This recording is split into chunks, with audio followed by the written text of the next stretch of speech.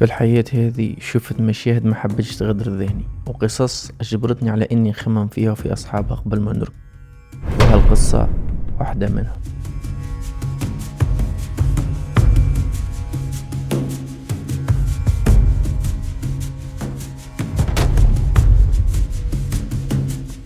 مؤخرا تفرجت على فيديو وثائقي يتحدث عن مجموعة من الناس يخاطروا بحياتهم منذ أكثر من 250 عام في سبيل جمع نوع خاص من العسل يخلي الناس تصاب بالهلوسة.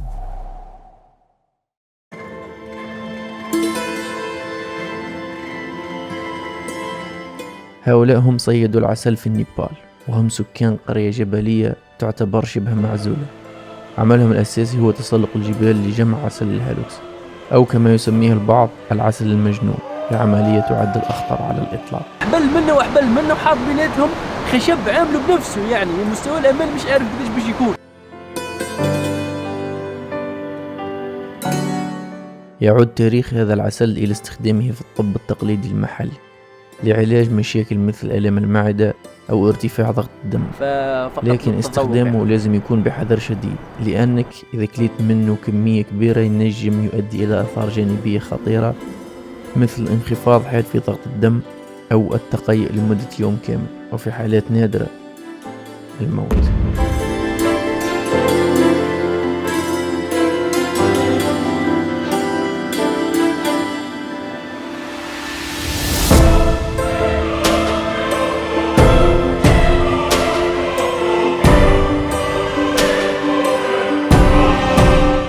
لكن على الرغم من الخطر الشديد اللي هدد حياة الناس، إلا أنهم ما تخلوش عن تقليد جمع عسل الجنوب. وسمعت من السكان المحليين لهنا إنه فما أسطورة تقول إنه بمجرد ما الصياد يشد هالطريق فإنه يصاب بلعنة تخليه يتسلق هذه الجبال للأبد.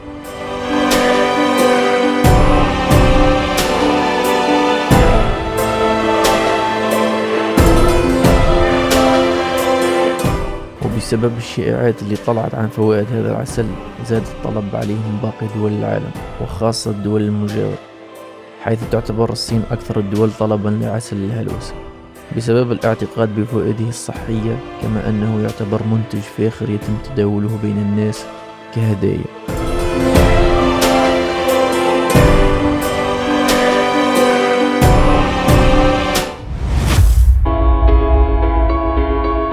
بعد بحث وتخطيط دام لأسابيع توصلنا مع أحد مجموعات قبائل الجورونغ، وحددنا المكان والتاريخ اللي باش يتم فيهم عملية الصيد.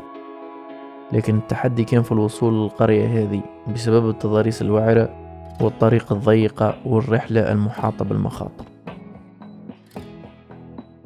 عملنا تشيكين في الأوتيل وتوا خارجين باش نشرب شوية حاجات، خاطر غدوة طالعين للجبل باش تكون عنا تريك بتاع 4 أيام، فالدنيا باردة شوي غادي، وهو ديجا الطقس العام تو في كتمندو بارد يعني. هذا اللي هو تميل شارع سوق، هو شارع كبير وفيه حتى براندات كبار كيما كولومبيا، ذا نورث فيس، وفيه حتى محلات صغيرة، يعني معروف انه تلقى فيها الحاجات متاعين التريكينج وتسلق الجبال، يعني كيما الشوب اللي باش نمشوا له احنا تو، خاطر ناقصين شوية حاجات للتريك متاعنا ونصور لكم. والاسعار لهنا جيدة جدا، يعني مقارنة بأماكن أخرى، يعني دخلت وحتى اشتريت حاجات رخيصة الأسعار يعني. والكواليتي في حاجات مقل، لكن الكواليتي حسب يعني ما شيكت عليها جيدة. يا جماعة احنا تو ماشيين لجبل اسمه منصور، منطقة بعيدة في بلاصة اسمها البلاصة باش نبيتوا فيها اسمها كهلة ديسي تقريبا، وهي منطقة قريبة من الجبل، منطقة جبلية معزولة بعض الشيء. باش تمشي لغادي من العاصمة من هنا تحتاج رحلة طويلة، رحلة يوم كامل تقريبا. احنا حاليا الوقت 6:15، قبل نوصل غادي يمكن 6 بتاع العشية، باش ننزلوا باص وبعدين باش ننزلوا جيب في المناطق الجبلية. وفي اخر شيء باش نحتاجوا انه نتمشوا المدة تقريبا ساعة او ساعة ونص في الجبل باش نوصلوا لمكان الاقامة متاعنا. تو احنا في مكان عمومي هيك ولا ايش بيه ما قلقنا حد يعني، وما اللي هنا بصفة ما غششنا حتى حد. نيبال مع انها من الدول الفقيرة اما هي آمنة يعني، والناس لطفاء لدرجة بالحق حس مستحيلة. تروحي في بلادي البرة لما نكلمني.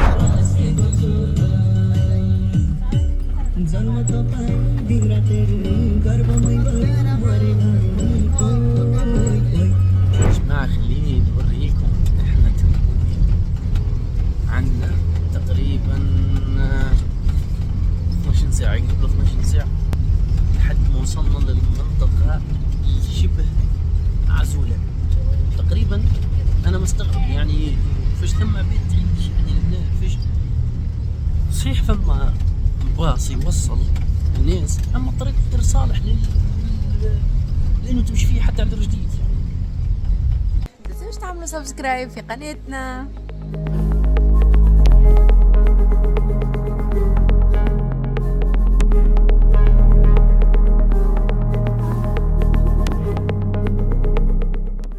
يا جماعة تو وصلنا للمنطقة نائية، من ثم نسمعوا كان في صوت نهر والدنيا ليل مش قاعدين نشوف حد شيء، لكن كان لازم انه نبدلوا الباص بسيارة يجيب هم يقولوا لها هنا باش نكملوا بقية التريب بتاعنا.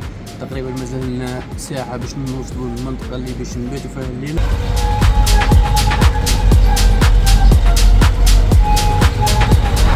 هذا وين باش نعدوا الليلة لهنا تي هاوس في جبل كما تعرف الموارد تقل، ف هذا الموجود حاليا.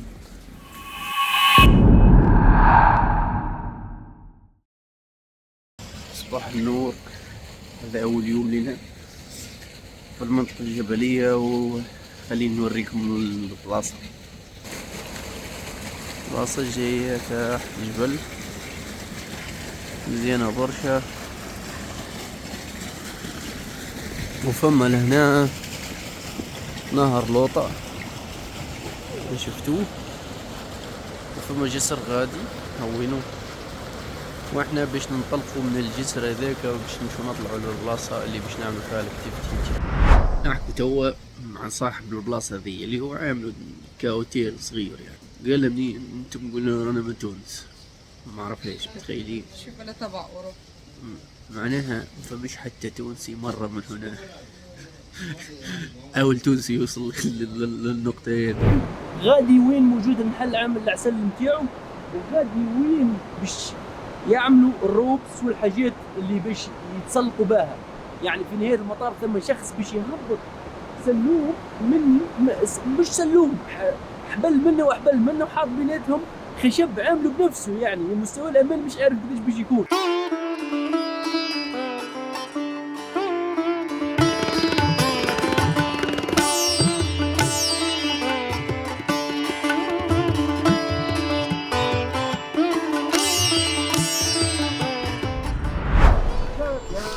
الكارثة وين؟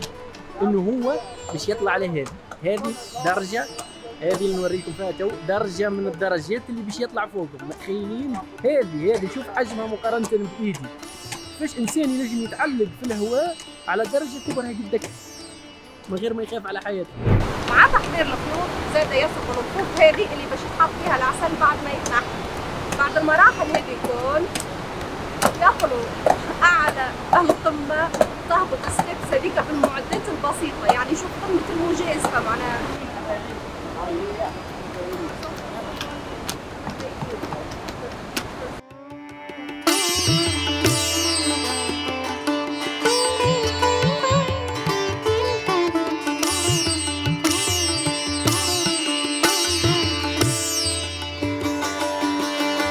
هذه اللي قاعدين يعملوا فيها ويتعبوا عليها يتم استعمالها مرة واحدة وبعدين يتم رميها. So Saruj, why they use this one only one time? This because of this is the wood, and after one time and after second time it's going to dry as it goes dry, and this is very easily broke. That's why they use this one time.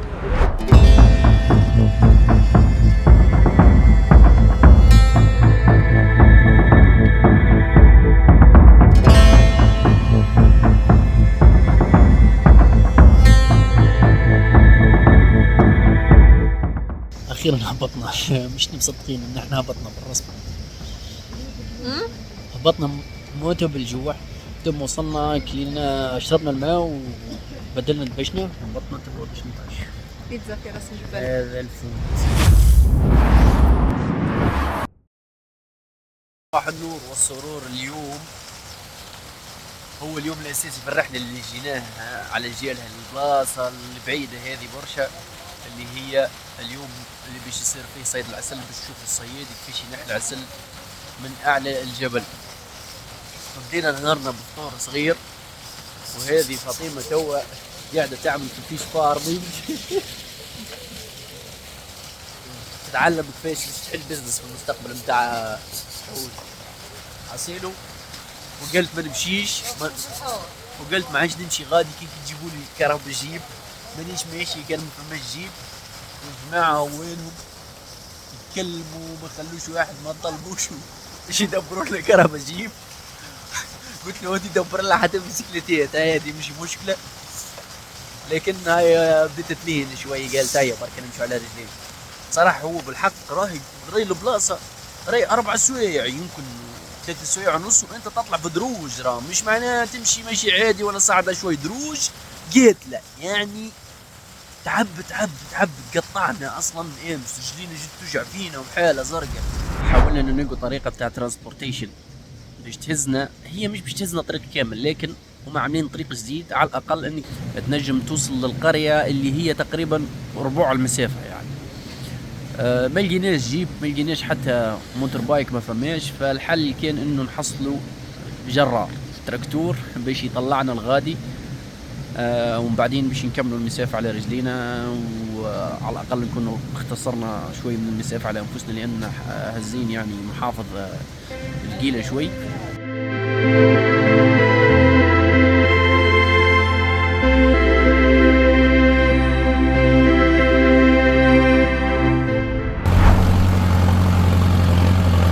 يا النار من انت يتعدى تو.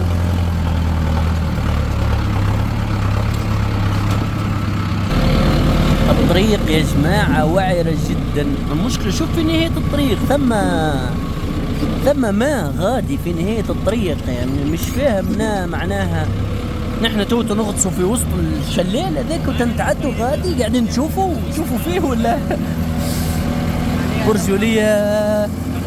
بديت نخاف والله العظيم، يدي مش عادي في راس الجبل اللي قل غلطة مشينا.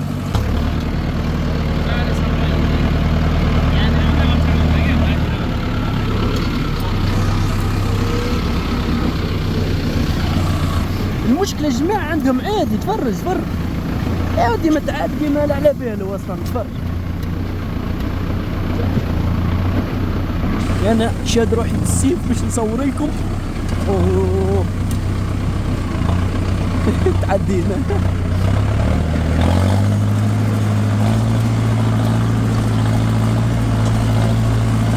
सर्वप्रथम त नमस्कार, मेरो नाम किशन गुरुङ। म अहिले यो हनी हन्टिङमा चाहिँ काम गरेर चाहिँ म अहिले लगभग 6-7 वर्षै भइसक्यो। म 25 वर्ष हुँदादेखि नै गरेको। अहिले मेरो चाहिँ यस्तो छ कि पहिलादेखि नै मेरो परम्परा चाहिँ जुबाजेदेखि नै काटिरहेको। मेरो त्यो घरभित्रै छ, त्यो पहिलादेखि बाजेहरूले नि काट्ने, त्यसै बुवाले नि काट्ने, त्यसै अहिले म समेत चाहिँ 3 पुस्ता भइसक्यो म काटेर।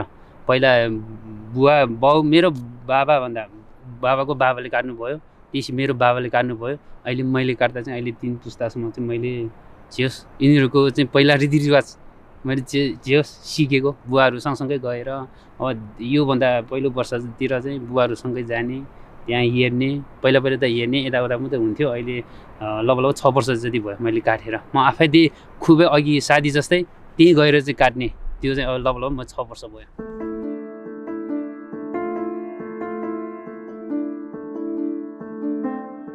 اللي يخلي هالعسل مختلف عن باقي أنواع العسل في العالم هو أن النحل يتغذى على نوع خاص من الأزهار، وهي الزهرة الوطنية للنيبال واسمها رودودندرون. وهذه الزهرة تحتوي على مادة سامة للجهاز العصبي. باختصار هذا العسل يعتبر مسكر، حيث أن جرعة ملعقتين أو أكثر ممكن تخليك تنتشي. احنا جينا تو البلاصة باش يعملوا الهاني هانتنج، قاعدين يحضروا في رواحهم، والصياد مشى باش يطلع من الجهة هذه لفوق باش يعمل الهاني هانتنج.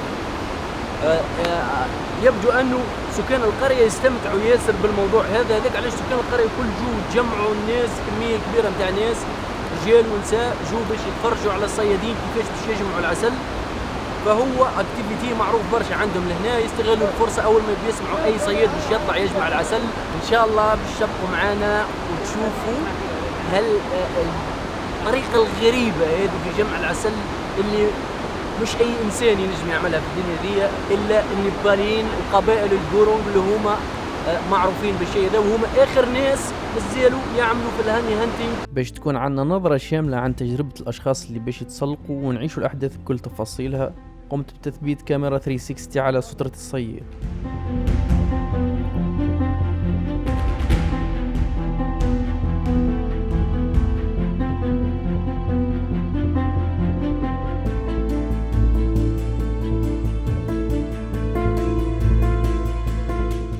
جمع هذا النوع النادر من العسل له طقوس خاصة عند قبائل الجورونغ. بداية وقبل صعود الصياد لجمع الخلايا، يجتمع كبار الصيادين ويقدمون احترامهم للطبيعة الأم من خلال التقاليد التي ترونها أمامك، ثم يطلبون الإذن من النحل لجمع العسل، وهكذا يعتقدون أنهم محميين من أي خطر قد يواجههم أثناء عملية الجمع.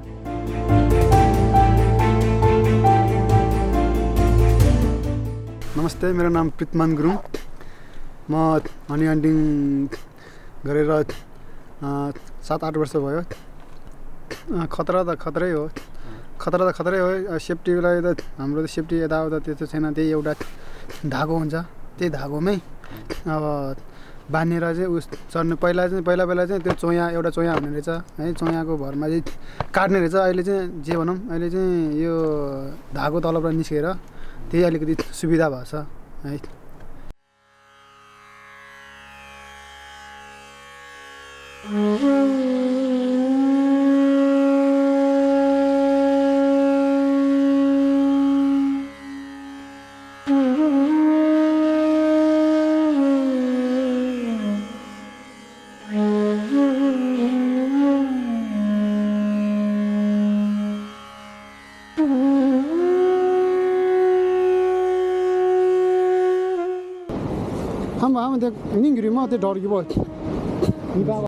بعد ربط حبل الحماية حول أصلب جذع موجودة في التلة، يبدأ الصياد بالهبوط.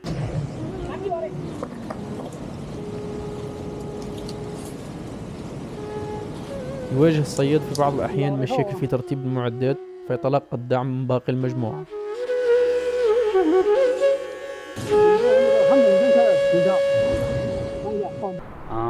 पहिला सिक्दा चाहिँ अब साह्रै त्यस्तो त्यो भिडमा त चढेन, तलतिरै बस्ने, त्यसै माथि चाहिँ अलि त्यही माथि मात्रै बस्ने।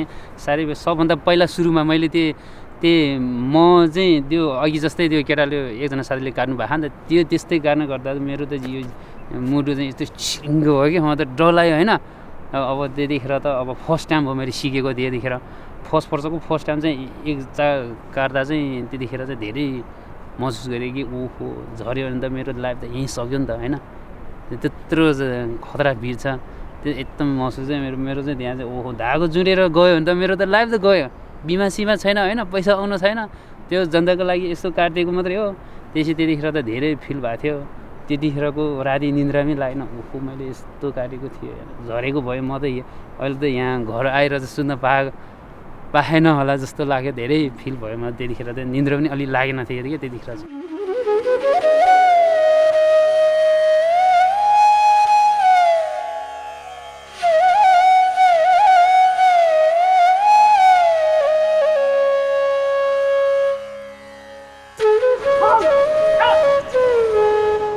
احنا راكشين توا لهنا قاعدين نشوفوا في العمليه كيفاش قاعده تصير.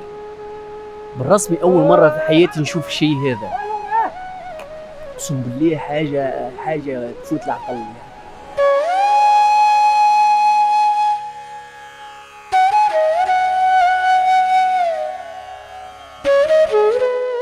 पहिलादेखि म यो भिरको म काटेर म 7 पुस्तक भयो यहाँ। मैले 50 वर्षसम्म मैले काट्यो क्या। हजुर, आज छोराहरू यो बच्चाहरू छ अलिकति काट्ने। हजुर, पहिला चाहिँ मैले काटेको यो त्यो काम चाहिँ मैले मात्रै थाहा छ क्या यिनीहरू हामी दुईटाले मात्रै थाहा छ त्यो बुएर ढोगम बुएर तलामा राखेर. كان صعيب برشا علينا أنه نترجموا كلام كبير الصيادين اللي هنا، لكنه سلط الضوء عن خطورة هذا التقليد من خلال التحدث عن عائلة كانت موجودة في إحدى القرى لصياد كان عنده مجموعة أبناء، الكلهم رفضوا القيام بالمهنة هذه وهربوا للمدينة، إلا الابن الأصغر هو اللي وافق وأكمل تقاليد وطريقة والده في جمع العسل.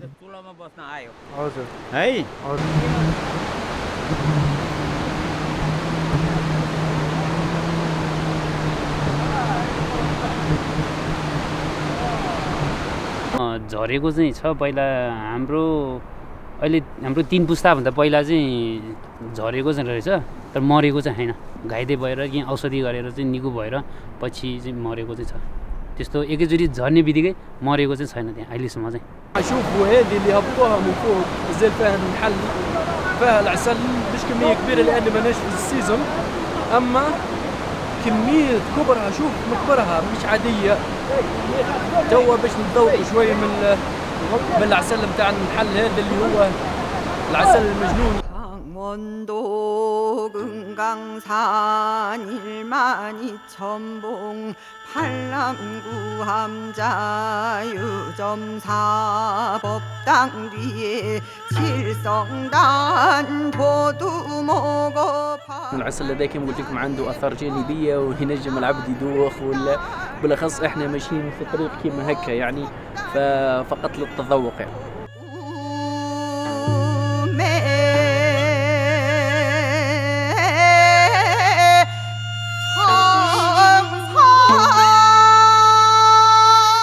وهذا كان فيديو صيدوا العسل في النيبال. كان التخطيط وطريق الوصول لمكان التصوير من أصعب الأشياء اللي عملتها في حياتي. نتمنى إنكم استمتعتوا بالفيديو. ما تنسونيش من دعمكم باش نكبروا القناة وشاركونا رأيكم في التعليقات. نشوفوكم في فيديو جديد ومغامرة جديدة. دمتم في أمان الله.